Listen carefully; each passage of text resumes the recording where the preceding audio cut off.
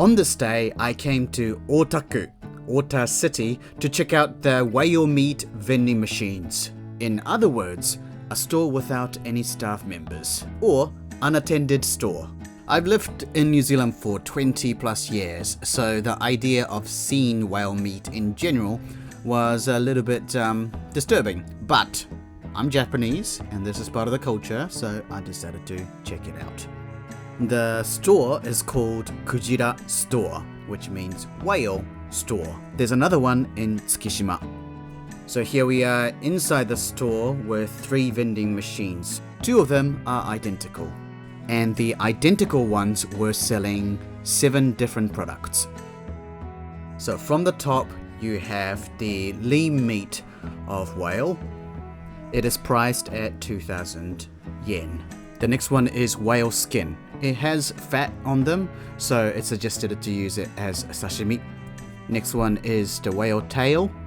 Next one is like karage whale. There were 2 steak products with flavors of miso and soy sauce. I didn't quite capture in the shot, but the bottom right one was whale bacon.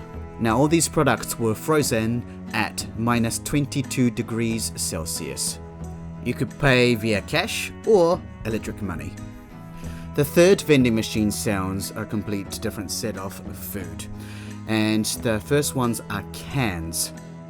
These include meat fried in garlic oil, whale tendon, kalbi or marinated barbecue whale meat, meat stewed in a thick sweet soy sauce, and snorkel bacon, which is a lean meat in the neck area. And we have some curry and whale tongue stew. Quite a different set of products sold in this vending machine. And these were stored at 19 degrees Celsius, so not frozen. When I saw these information boards surrounding the store, I got heated up a little bit. This one says, let's contribute to the SDGs of the ocean by eating whale meat. It claims that the meat is sustainable, and eating whale meat can help preserve the richness of the ocean. It states that one of the causes of disrupting the balance of the marine ecosystem is the overpopulation of whales. One thing you may not know about whaling in Japan is that it has massive history.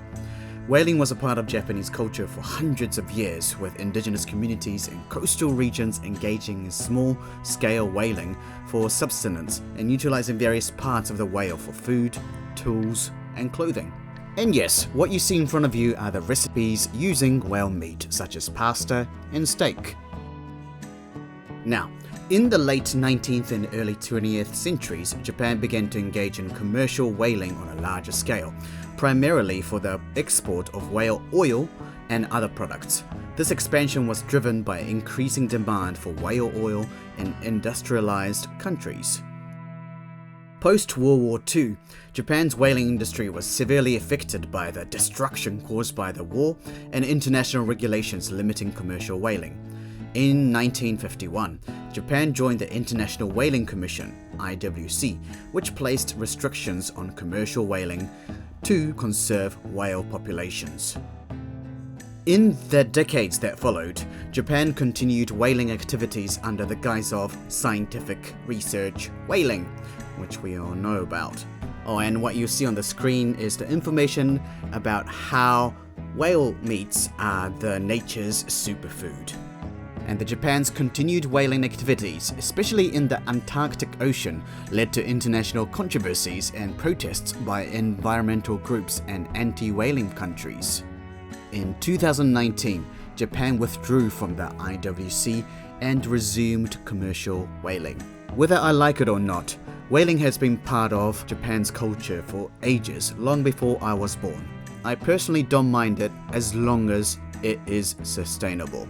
And I know not everyone agrees with what I say, but hey, that's life.